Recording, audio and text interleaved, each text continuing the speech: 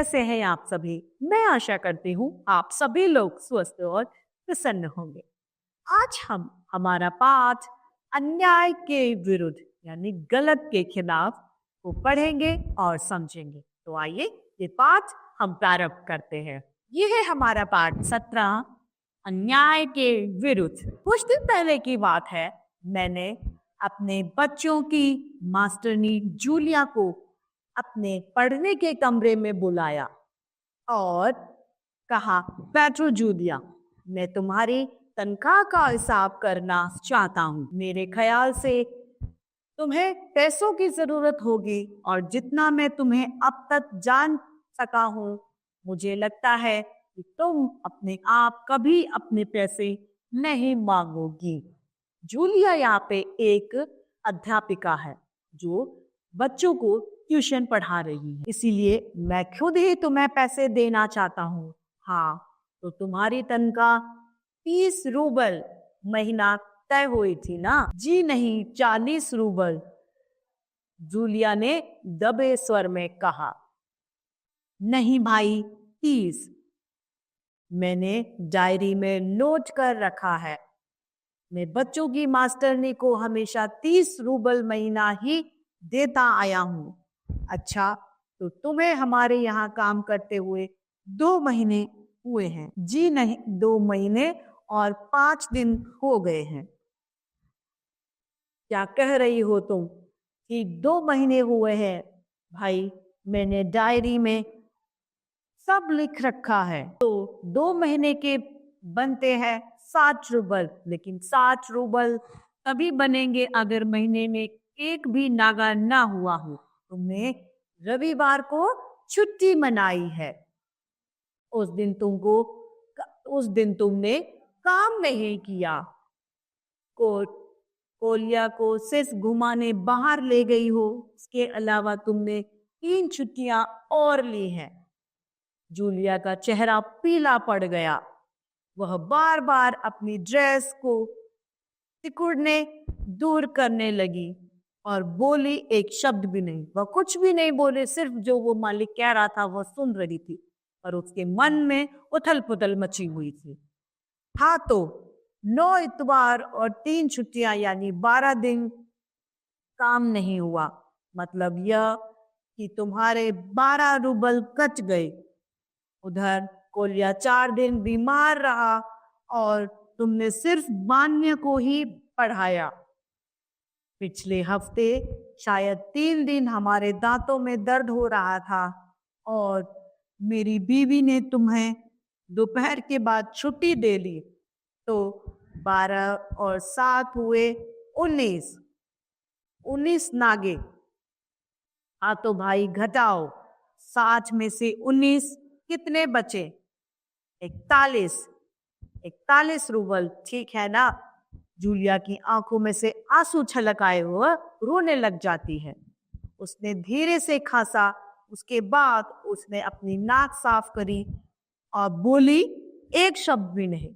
अब वह इतनी दुखी हो जाती है उसकी बात सुन के, क्योंकि एक गरीब व्यक्ति की आप तनख्वाह बेवजह ना काटे, और वो रोते हुए परेशान होती है, पर उसने अपने मन की बात उसको नहीं कही होती। याद आया, मैंने डायरी देखते हुए कहा, 1 जनवरी को तुमने चाय की प्लेट और प्याली तोड़ी थी। प्याली बहुत कीमती थी, मगर मेरे भाग्य में तो हमेशा नुकसान उठाना ही बंधा है। चलो, मैं उसके 2 ही रूबल काटूंगा। अब देखो, उस दिन तुमने ध्यान नहीं रखा और तुम्हारी नजर बचाकर कोलिया पेड़ पर चढ़ गया और वहां से खरोच लगाकर उसकी जैकेट फट गई। 10 रूबल उसके कट गए।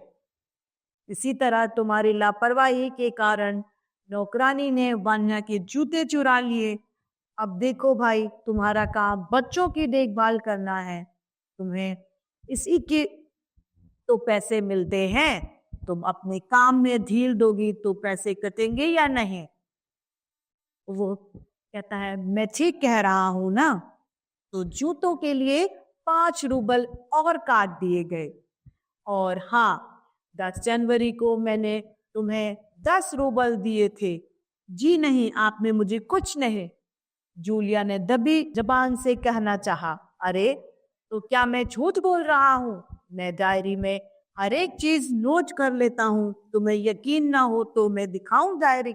अब वह कहता है, मैं झूठ नहीं बोल रहा हूँ, तुम्हें अगर विश्वास नहीं हो तो मैं अपनी डायरी भी तुम्हें दिखा सकता हूँ। जी नहीं, आप कह रहे हैं तो आपने दिए ही होंगे, जूलिया कह देती है। दिए नहीं, दिए होंगे नहीं, दिए हैं, मैंने कठोर स्वर में कहा। तो कहती है, तो ठीक है, घटाओ 27 41 में से बचे 14। क्यों, हिसाब ठीक है ना? उसकी आंखें आंसुओं से भर उठी, उसके तमाम शरीर पर पसीना छलकाया। कांपती आवाज में वो बोली, मुझे अभी तक एक ही बार कुछ पैसे मिले थे और वो भी आपकी पत्नी ने दिए थे, तो 3 रूबल से ज्यादा नहीं। अच्छा, मैंने स्वर में आश्चर्य भरकर कहा, और इतनी बड़ी बात तुम्हारी मालकिन ने मुझे बताई नहीं। देखो, हो जाता ना अनर्थ। खैर, मैं इसे भी डायरी में नोट कर लेता हूँ। हाँ, तो 14 में से 3 और घटा 2 तो बचते हैं 11 रूबल। तो ये लो भाई, ये रही तुम्हारी तनख्वाह, ये 11 रूबल, ठीक है ना? उसने कांपते हाथों से 11 रूबल ले लिए और अपनी जेब टटोल कर किसी तरह उसने ठूस लिया और धीमे विनीत स्वर से बोली, जी धन्यवाद। मैं गुस्से से उबलने लगा। कमरे में चक्कर लगाते हुए मैंने क्रुद्धन स्वर में कहा, धन्यवाद किस बात का? आपने मुझे पैसे दिए, इसके लिए धन्यवाद। अब मुझसे रहा नहीं गया। मैंने ऊंचे स्वर में लगभग चिल्लाते हुए कहा, तुम मुझे धन्यवाद दे रही हो जबकि तुम अच्छी तरह जानती हो कि मैंने तुम्हें ठग लिया, तुम्हें धोखा दिया है, तुम्हारे पैसे हड़प लिए, इसके बावजूद तुम मुझे धन्यवाद दे रही हो। अब वह कहता है, जी हाँ। वो क्या कहती है? जी हाँ, मैं फिर भी आपको धन्यवाद दे रही हूँ। इससे पहले मैंने जहां जहां काम किया उन लोगों ने तो मुझे एक पैसा तक नहीं दिया, आप कुछ तो दे ही रहे हैं। उसने मेरे क्रोध पर ठंडे पानी का छींटा मारते हुए कहा। अब उसने क्या कहा? मैंने और भी जगह काम किया लेकिन लोगों ने मेरे पैसे मार लिए, लोगों ने मुझे कुछ भी नहीं दिया। उससे भले तो आप हैं जो मुझे कुछ तो दे ही रहे हैं। उन लोगों ने तुम्हें एक पैसा भी नहीं दिया जूलिया। मुझे यह बात सुनकर तनिक भी आश्चर्य नहीं हो रहा। मैंने कहा, फिर स्वर धीमा कर बोला, जूलिया मुझे इस बात के लिए माफ कर देना कि मैंने तुम्हारे साथ एक छोटा सा क्रूर मजाक किया। मालिक उसके साथ में मजाक कर रहा होता है, पर मैं तुम्हें सबक सिखाना चाहता था। देखो जूलिया, मैं तुम्हारा एक पैसा भी नहीं मारूंगा।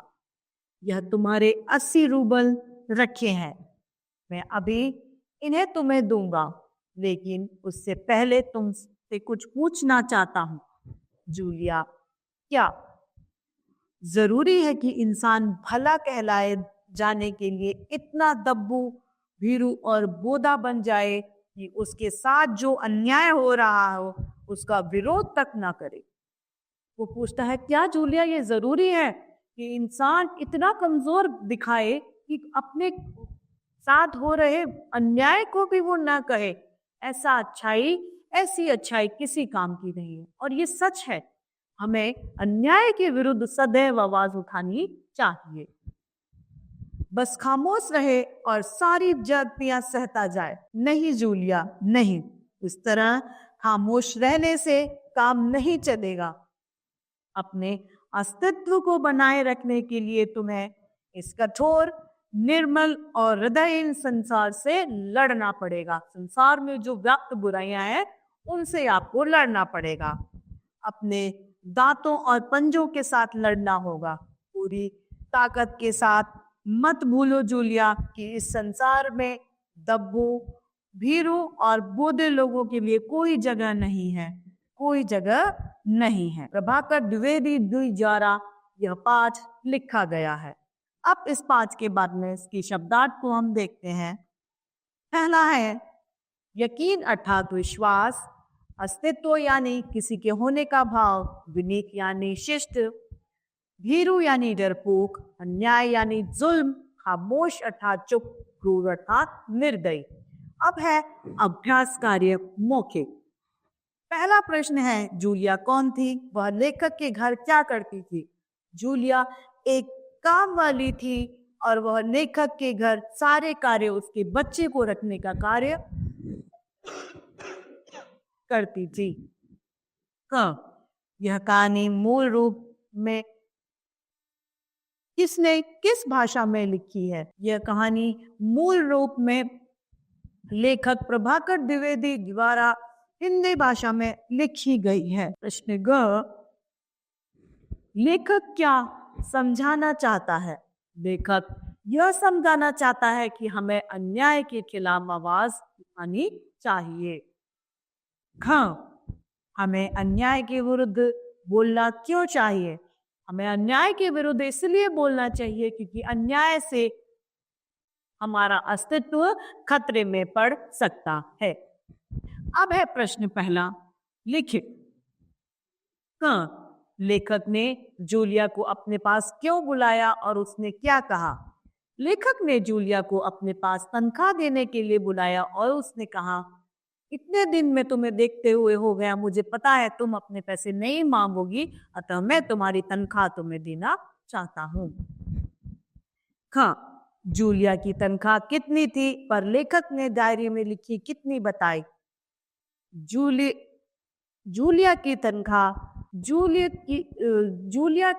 40 रूबल थी, लेकिन लेखक ने उसे 30 रूबल बताई थी। लेखक ने जूलिया की तनख्वाह में किन किन बातों का बहाना बनाकर कटौती की? लेखक ने जूलियट की तनख्वाह में एक तो छुट्टी का बहाना, संडे को काम न करना, तीसरा प्याली का टूट जाना, चौथा बच्चे के खरोच लग जाने से जैकेट फट जाना और नौकरानी के जूते चोरी कर देने का बहाना बनाया। जूलियट द्वारा धन्यवाद दिए जाने पर लेखक ने चिल्लाते हुए क्या कहा? जूलियट द्वारा धन्यवाद देने पर लेखक ने चिल्लाते हुए कहा, तुम अच्छे से जानती हो कि मैंने तुम्हारी पैसे हड़प लिए, फिर भी तुम मेरा धन्यवाद कर रही हो। लेखक ने जूलिया के साथ मजाक क्यों किया?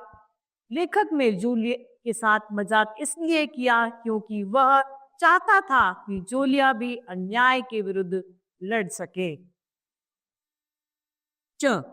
जूलिया को पहले कहीं और से तनख्वाह क्यों नहीं मिली थी? बताइए। जूलिया को पहले कहीं और से तनख्वाह इसलिए नहीं मिली थी क्योंकि वह अन्याय को लगातार सहन कर रही थी, अतः उसे कहीं से तनख्वाह नहीं मिली। अब है प्रश्न दूसरा, रिक्त स्थानों की पूर्ति कीजिए। मैं तुम्हारी रिक्त स्थान का हिसाब करना चाहता हूँ। तनख्वाह।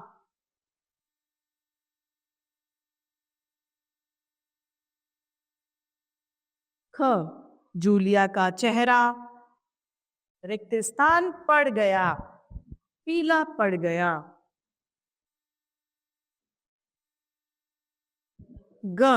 रिक्त स्थान में आंसू छलक आए।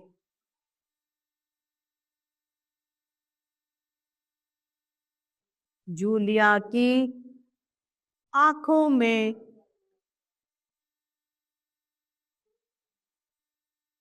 आंसू छलक आए। उसने रिक्त स्थान हाथों से 11 रूबल लिए। मेरे भाग्य में तो हमेशा नुकसान उठाना ही लिखा है।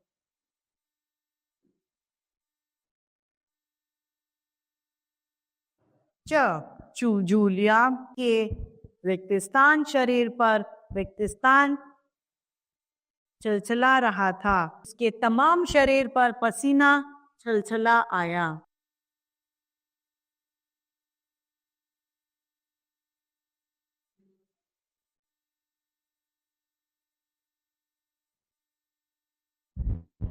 अब है प्रश्न तीसरा, किसने किससे कहा? जी नहीं, 40 रूबल। यह जूलिया ने मालिक से।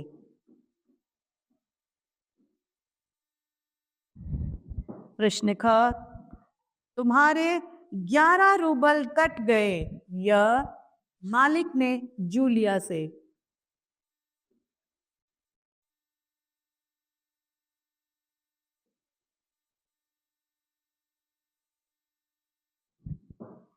प्रश्न ग, मैं डायरी में हर चीज नोट कर लेता हूं, मालिक ने जूलिया से।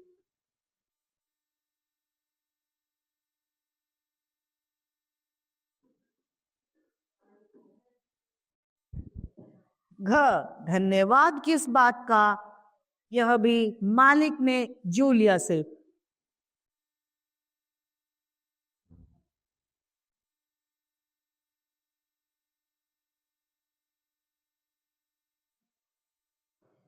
प्रश्न चौथा, सही कथन पर सही का चिन्ह लगाएं। क, जूलिया बच्चों को संगीत अध्यापिका थी। ख, लेखक हिसाब डायरी में लिखता था।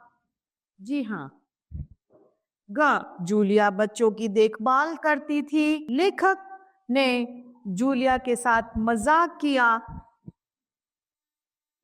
ड, जूलिया ने लेखक को धन्यवाद कहा।